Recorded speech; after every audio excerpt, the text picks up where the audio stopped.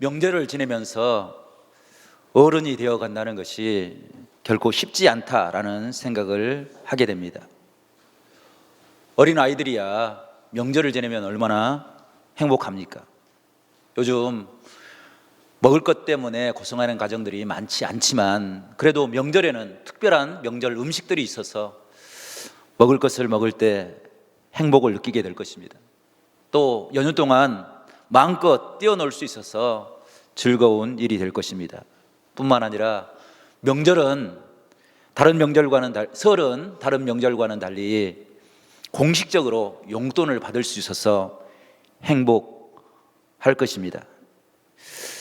그런 시간을 보내다가 이제 어른으로서 명절을 준비해가는 과정들을 겪으면서 명절이 결코 즐거움만 있는 것이 아니다라는 생각을 갖습니다. 부모님들은 자식들이 명절에 집에 오지 않으면 걱정합니다. 무슨 사고가 있지 않나, 좋지 않은 일이 있지 않나라는 생각을 갖게 됩니다. 명절을 준비하는 사람들은 명절 여러 가지 준비하는 과정을 통해서 버거울 만큼 힘든 시간을 보내는 사람들도 있습니다. 아직도 어떤 사람들은 명절 증후군 때문에 고통을 당하기도 합니다. 경기도 어렵고 물가도 많이 올라서 단지 즐거움만을 생각할 만한 그런 여유가 없는 사람들도 있을 것입니다. 하지만 명절을 준비하면서 우리 성도들이 좀 준비하고 기억해야 될 한 가지가 있다고 한다면 그것은 서로를 향한 마음, 그 마음을 전달하는 덕담을 준비하는 것, 그것이 결코 쉽지 않다라는 생각을 합니다. 성경은 입술의 말을 통해서 하나님의 축복과 은혜가 임하는 것을 우리에게 이야기합니다. 우리가 빌어주는 한마디는 그냥 흘러 지나가는 말이 아니라 우리 자녀들을, 우리 가정을 새롭게 변화시킬 수 있는 그런 능력을 회복할 수 있기 때문입니다. 이런 것들이 하나 될 때 온전한 명절, 온 가족들이 하나님 앞에 설 수 있는 그런 축복의 시간이 될 수 있습니다. 이번 설에 어떤 기관에서 조사를 했습니다. 아이들에게 세뱃돈을 줄 때 얼마를 주는 것이 적당한 선인가? 여러분들은 설에 세뱃돈을 얼마나 주셨습니까? 설 명절 세뱃돈 1위는 5만 원이었습니다. 5만 원. 2위는 얼마겠습니까? 3만 원요? 10만 원. 와, 돈이 많습니다. 2위는 참 씁쓸한 답이 나왔습니다. 2위는 안 주고 안 받겠다. 우리 명절과는 정말로 맞지 않는 정서인 것 같습니다. 그런데 그런 정서들이 있다는 것입니다. 이런 정서들이 나타나게 되면 설 명절 또 다른 명절들이 온전해질 수 있을까 그런 걱정도 됩니다. 설 명절을 지내면서 고통을 받는 또 한 부류의 사람들이 있습니다. 그 사람들은 젊은이들입니다. 그들의 마음을 충분히 이해하고 그들의 상황을 잘 위로할 수 있다고 한다면 좋을 텐데 젊은이들의 마음에 부담을 갖는 것은 그들의 마음을 이해해 주지 못하기 때문입니다. 아이들을 만나면 아무런 생각 없이 공부 잘 되냐, 어느 대학 갔느냐, 취직은 했느냐, 결혼은 언제 할래, 이런 문제들은 정말로 중요한 문제이긴 하지만 또 신중하게 우리가 접근해야 될 그런 질문들인 것 같습니다. 그런데 그런 신중함이 사라지니까 젊은이들에게는 부담이 되고 상처가 되기도 하는 것입니다.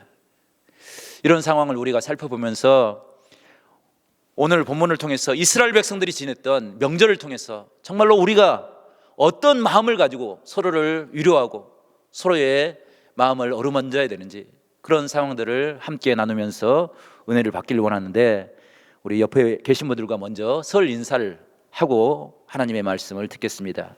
새해 복 많이 받으십시오. 올해도 하나님의 은혜로 살아갑시다. 아멘. 새해 복 많이 받으시기 바랍니다. 그 말씀이 꼭 이루어질 수 있기를 축복합니다. 오늘 읽은 말씀에는 이스라엘 백성들이 지켰던 중요한 절기인 유월절이나 장막절이나 안식일에 가정에서 그리고 성전에서 묵상했던 말씀들을 우리에게 소개하고 있습니다. 그 안에는 믿음의 사람들이 꼭 기억해야 될 하나님의 은혜가 무엇인지를 우리에게 알려주고 있다는 것입니다. 이스라엘 백성들은 명절에 모였을 때, 성전에 모였을 때 자신의 삶을 돌이켜보면서 한 가지 귀한 사실을 깨달았습니다. 지금까지 살아왔던 모든 삶의 순간들이 우연이 아니라 하나님의 은혜였고 그것이 나에게 놀라운 은총이고 감사의 고백이었다라는 사실이었습니다. 우리도 주의 성전에서 함께 예배할 때, 명절을 보낼 때 하나님의 귀한 은혜를 우리 모두가 깨달을 수 있기를 간절히 바랍니다. 그 은혜를 깨달았던 믿음의 사람들은 6절에 이렇게 위로하고 있습니다. 오늘 6절 말씀을 읽지 않았지만 저와 여러분이 다시 한번 읽어보겠습니다. 6절입니다. 시작. 여호와는 내 편이시라 내가 두려워하지 아니하리니 사람이 내게 어찌할까. 아멘. 성도 여러분, 이스라엘 백성들은 자신들이 살아왔던 그 모든 삶의 순간들을 돌이켜보면서 이렇게 고백했습니다. 하나님이 내 편입니다. 하나님이 내 편이 되셔서 내가 두려운 순간 나를 붙잡고 계십니다. 그래서 세상의 어떤 것들도 나를 두렵게 할 수 없습니다. 우리에게도 이런 믿음의 은혜와 고백이 있기를 간절히 바랍니다. 그 마음을 가지고 서로를 위로하고 격려할 수 있는 그런 아름다운 명절을 보낼 수 있는 우리 모두가 될 수 있기를 간절히 바랍니다. 명절 모였을 때 어설프게 자신의 자랑을 늘어놓아서 다른 사람들의 마음을 아프게 하는 그런 일이 있지 않기를 바랍니다. 내 자식은 이렇게 성공했는데 너의 자식은 지금 왜 그 모양이냐, 그런 자랑거리로 남에게 상처 주는 그런 일이 없기를 바랍니다. 네, 힘들고 어려운 상황에 나와 함께 하셨던 그 하나님의 은혜를 기억하고 하나님을 찬양했던 그 아름다운 신앙의 모습들을 나눔으로 우리가 믿음 안에서 하나 되고 서로에게 큰 힘과 능력이 될 수 있는 그런 은혜가 있기를 바랍니다. 오늘 말씀에도 이스라엘 백성들은 3절 말씀 보니까 아론은 자신의 가정에 함께 하셨던 그 하나님의 은혜를 찬양하고 그 하나님의 은혜가 다른 사람들의 가정에도 임하기를 기도하였습니다. 오늘 4절 말씀에는 누구인지 밝혀지지 않고 있지만 하나님을 경외하는 사람, 그 사람들을 하나님께서 건져주시고 인도해 주셨던 그 놀라운 구원의 은혜를 찬양하고 있는 것입니다. 우리의 삶도 우리를 구원하신 하나님, 우리를 도우셨던 내 편이 되신 하나님을 고백하는 그런 아름다운 신앙의 삶이 우리 가운데 이루어질 수 있기를 간절히 축원합니다. 그것을 위해서 우리가 명절에 어떠한 말로 서로를 위로하고 행복한 가정 위해서 어떠한 삶을 살아야 되는지 그것을 나누면서 은혜 받기를 원하는데, 첫 번째, 우리가 행복한 가정을 이루기 위해서 이루는 믿음의 공식은 감사입니다. 감사로 내가 살아왔던 모든 삶의 순간들을 바라보고 해석해내고 그 가운데 함께 하셨던 하나님을 발견하는 것, 그것이 신앙의 은혜라는 것입니다. 그것을 오늘 28절은 이렇게 소개하고 있는데, 28절 말씀 제가 읽어드리겠습니다. 주는 나의 하나님이시라 내가 주께 감사하리다. 주는 나의 하나님이시라 내가 주를 높이리이다. 아멘. 성도 여러분, 이스라엘 백성들은 하나님을 나의 하나님으로 고백할 때 모든 삶의 순간들이 감사로 변화됐습니다. 그것은 하나님께서 나를 선한 길로 인도하시리라는 그런 확신, 하나님이 나보다 생각이 높고 나보다 생각이 깊어서 나의 모든 삶을 나보다 더 나은 모습으로, 가장 좋은 모습으로 인도하실 거라는 믿음의 확신이 있었기 때문입니다. 그래서 오늘 28절 말씀은 이스라엘 백성들이 하나님 앞에 번제를 드릴 때, 하나님 앞에 제사하고 예배할 때 나의 삶에 임하셨던 그 하나님의 놀라우신 은혜를 고백하는 신앙의 고백이 그 안에 담겨져 있는 것입니다.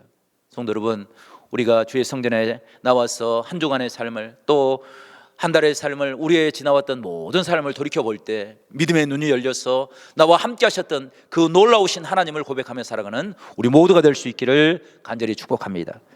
창세기를 보면 에사와 야곱의 이야기가 길게 기록되고 있습니다.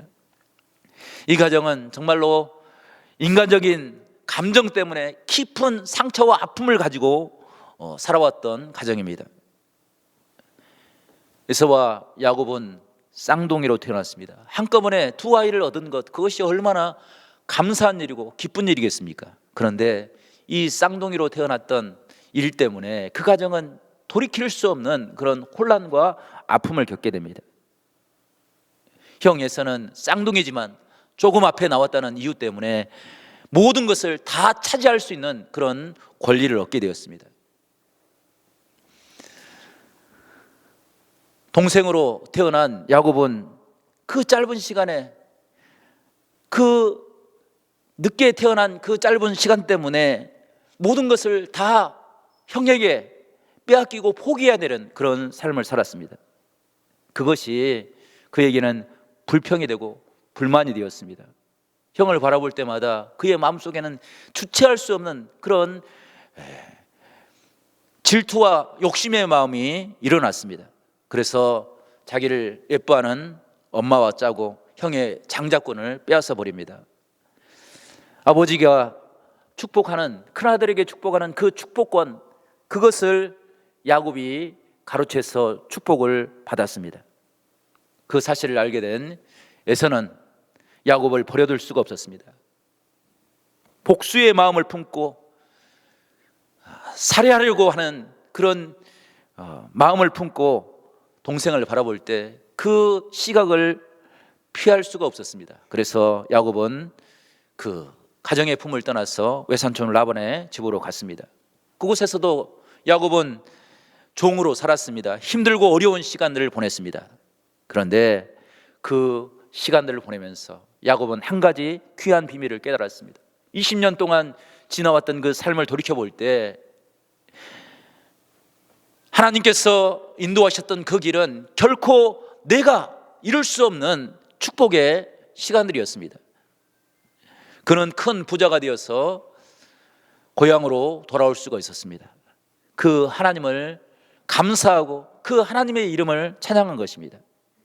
그런데 그 고향으로 돌아갈 때 형 에서가 400명의 군대를 데리고 그를 맞으러 나왔습니다.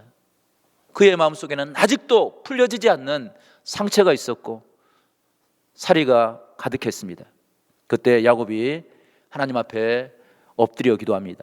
약복강에서 하나님의 은혜를 구합니다. 그 기도에는 두 가지 의미가 담겨져 있습니다. 첫 번째 의미는 타향살이 동안 함께 하셨던 그 하나님의 놀라운 은혜, 그 은혜가 지금 나에게 필요하다는 그 은혜, 하나님을 향한 소망이 그곳에 담겨져 있었습니다. 그가 고향으로 돌아올 수 있었던 것은, 부유하고 안전한 삶을 살아왔었던 것은 우연이 아니라 하나님께서 붙잡아 주셨던 은혜가 있었기 때문이라는 사실을 깨닫게 되었습니다. 두 번째, 야곱은 하나님을 만났던 베델을 기억하고 그 베델의 은혜가 그의 삶 가운데 미래에도 이루어질 것을 간절히 소망하는 하나님을 향한 기도가 있었습니다. 그것으로 인해서 그의 삶은 놀랍게 변화되었습니다. 그가 하나님을 만나기 전에 형을 대했던 그런 간교한 술수로 형을 대했다고 한다면 그 가정은 회복될 수 없었을 것입니다. 그런데 지나왔던 삶을 감사함으로 하나님의 은혜로 돌이켜보고 그 은혜 앞에 엎드릴 때, 변화된 삶의 모습을 보일 때 그 가정이 하나님의 화평이 이루어지게 된 것입니다. 그는 베델에 올라가 살아계신 하나님을 예배하고 지금까지 형과 가져왔던, 가슴에 맺혔던 그 삶의 문제를 풀어낼 때 하나님의 아름다운 축복의 역사가 일어났던 것입니다. 성도 여러분, 우리에게도 명절을 통해서 이런 아름다운 회복의 역사가 일어날 수 있기를 간절히 바랍니다. 하나님의 은혜 앞에 서서 하나님의 도우심의 은총을 의지하며 고백할 때 그것이 가정을 변화시키는 그런 아름다운 신앙의 역사가 될 수 있기를 간절히 바랍니다. 스트레이트 스토리라는 영화가 있습니다. 이 영화는 실화를 바탕으로 해서 만들어진 영화인데 이 영화의 주인공은 73세의 엘빈이라는 사람입니다. 엘빈이 73세가 되었을 때 그의 몸은 너무나도 많은 질병과 장애를 가지고 있었습니다. 그래서 몸을 움직이기도 힘든 상황이 되었습니다. 그런데 어느 날 형에게 소식이 들려왔습니다. 형이 중풍으로 쓰러지고 말았다는 것입니다. 이 형과는 오래전부터 의절을 하고 연락도 하지 않고 어떻게 사는지 서로 소통이 되지 않는 그런 상황에 있었습니다.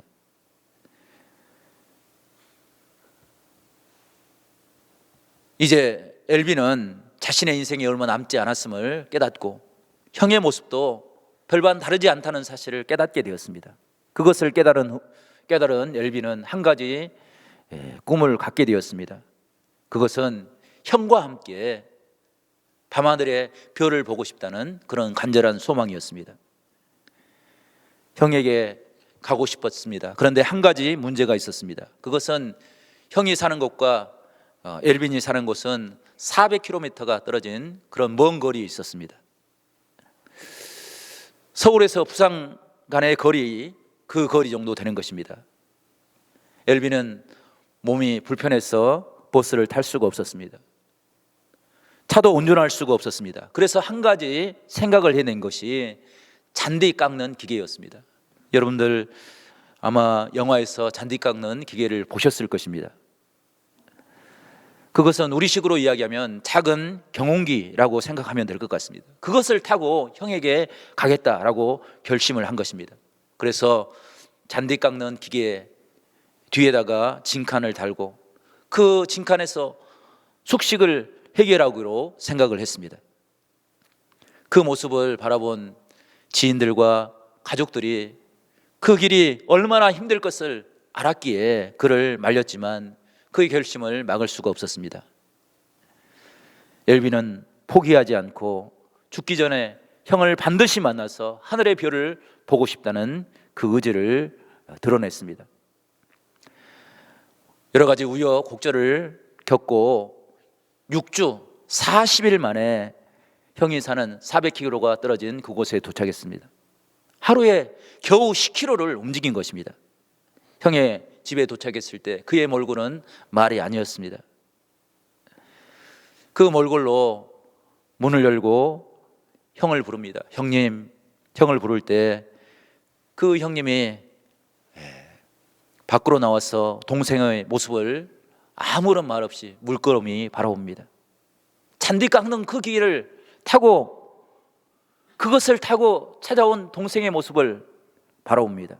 그리고 영화의 마지막 장면에는 의절하고 아무런 연락이 없었던 두 형제가 나란히 하늘의 별을 바라보는 그 모습으로 영화가 마무리가 됩니다. 저는 이 영화를 보면서 그런 생각을 해보았습니다. 정말로 우리가 인생의 길을 걸어가는 동안 내가 하고 싶은 길, 내가 하고 싶은 일, 내가 좋아하는 것, 그것 행하고며 살아가지만 때로는 내가 하기 싫은 일, 내가 가장 힘든 일, 그 일도 우리가 걸어가야 된다는 사실을 깨닫게 됩니다.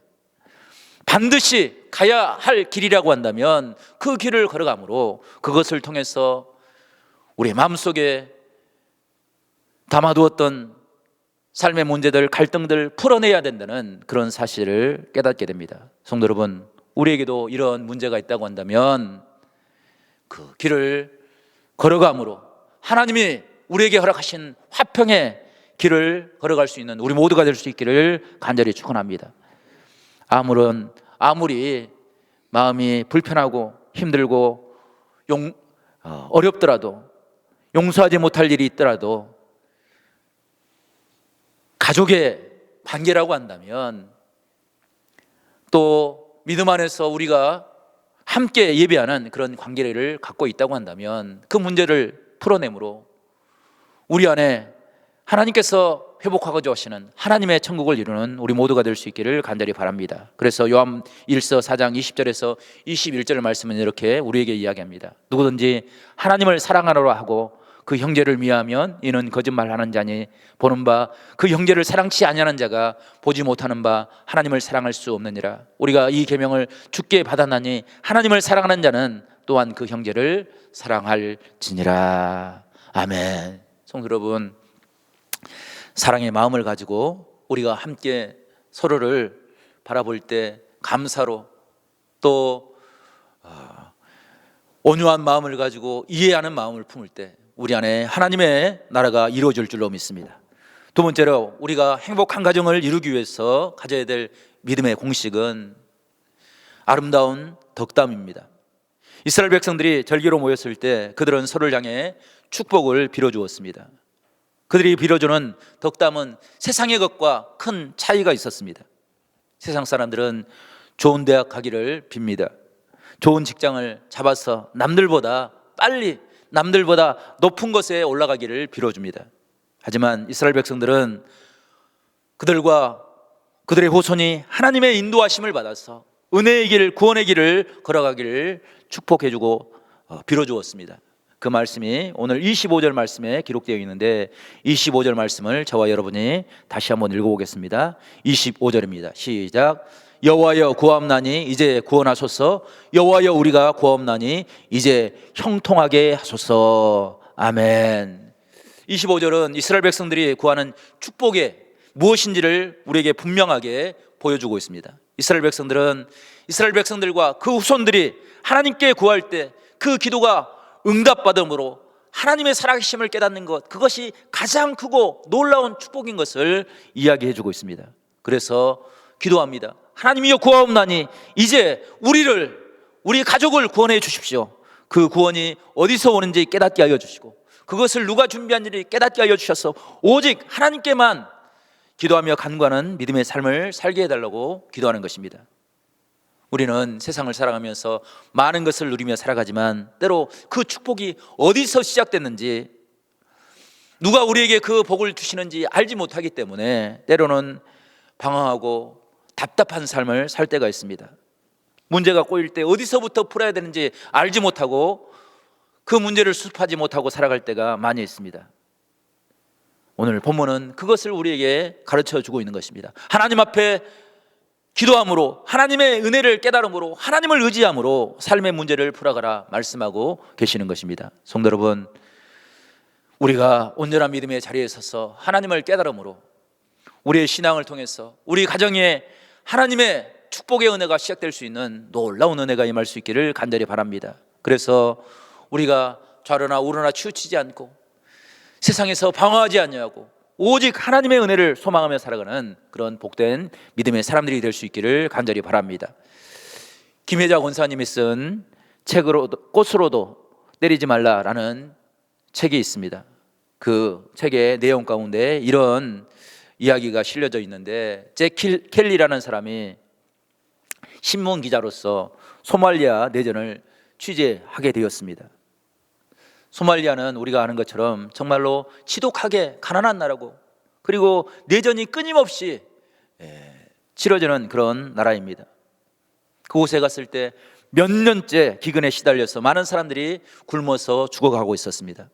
전쟁으로 죽고 기근으로 죽고 많은 사람들이 삶의 소망을 잃어버리고 살아가고 있었습니다. 그 어려운 때 이 기자 일행들이 한 마을을 방문했습니다. 그런데 그 마을 사람들 역시 너무나도 힘들고 배고프고 고통 가운데 죽어가고 있었습니다. 길가에 한 소년이 쓰러져 있었습니다. 그 몸은 벌레에 물려서 온몸이 상처투성이었습니다. 영양실조에 걸려서 배가 불뚝 불러 있었습니다. 어린아이임에도 불구하고 마치 늙은이처럼 보였습니다. 그 일행에 참여한 한 사람이 과일 하나를 그 소년에게 건네주었습니다. 그런데 놀라운 것은 이 소년은 그 과일을 그 자리에서 먹지 않고 고맙다는 인사를 하고 그 과일을 가지고 그 현장을 떠나버렸습니다. 그 소년이 어디로 가는지 궁금해서 그 소년을 따라가 보았습니다. 그 소년이 어떤 집으로 들어갔습니다. 그곳에는 소년보다 더 어린 아이 하나가 땅에 쓰러져 있었습니다. 그 아이는 눈도 뜨지 못할 만큼 그렇게 지쳐있는 모습으로 누워 있었습니다. 그 아이는 소년의 동생이었습니다. 형은 동생 옆에 무릎을 꿇고 앉더니 자신의 손에 쥐고 있었던 과일을 한 입 베어 물어서 씹기 시작했습니다. 그리고 씹었던 과일을 동생의 입을 벌려서 그 입에 넣어 주었던 것입니다. 형은 동생을 위해서 보름 동안이나 그렇게 동생을 구하기 위해서 매일매일 사람들에게 먹을 것을 얻어다가 그 동생의 입에 넣어 주었던 것입니다. 얼마 지나지 않아서 불행하게 그 형은 영양실조로 죽게 되었습니다. 형이 주는 것을 먹었던 동생은 죽지 않고 생명을 연명하게 되었습니다. 그 아픈 모습을 책에 기록하고 김혜자 씨는 우리의 부끄러운 모습을 이야기합니다. 많은 것을 가지고 있고 많은 것을 누리고 있지만 그것을 나누지 못하고 미워하고 다투고 질투하는 우리의 현 주소가 얼마나 어리석은지를 꼬집어 이야기하고 있습니다. 우리가 옛날에 정말로 힘들고 어려운 시기를 살아왔습니다. 70년대, 80년대 그때는 힘들고 어려웠지만 가정에 정이 있었습니다. 명절을 지키기 위해서 24시간 또는 36시간 차가 막히는 그 길을 마다하지 않고 고향을 찾아왔습니다. 그리고 부모와 형제를 만나는 것, 가정이 가장 귀하다는 그런 생각을 가지고 서로를 위해주고 서로에게 버팀목이 되어 주었습니다. 그런데 많은 것을 가진 이때를 살아가는 우리는 주지도 않고 받지도 않겠다는 그런 개인적인 생각을 가지고 살아가고 있는 우리들의 모습을 보게 됩니다. 성도 여러분, 우리가 주신 말씀을 기억할 때 정말로 우리가 믿음 안에서 살아가야 될 현명한 마음의 생각과 지혜로운 말로 서로를 위로할 수 있는 그런 복된 은혜의 사람들이 될 수 있기를 간절히 바랍니다. 우리의 말을 통해서 사람의 영혼을 살리고 사람의 영혼을 일으킬 수 있는 그런 덕담으로 우리의 입술과 우리의 생각이 가득 채워지기를 간절히 축복합니다. 그래서 우리 가정이 하나님을 바라볼 수 있고 하나님의 은혜를 기억하는 그런 신앙의 삶을 살아가는 아름다운 명절이 될 수 있기를 간절히 축복합니다. 주님이 허락하신 음성을 들음으로 우리 교회가, 우리 가정이, 우리 자녀들이 하나님께서 허락하시는 귀한 은혜를 깨닫고 온전한 믿음의 길을 걸어갈 수 있는 복된 신앙의 역사를 우리 모두가 날마다 회복하며 살아갈 수 있기를 간절히 축원합니다.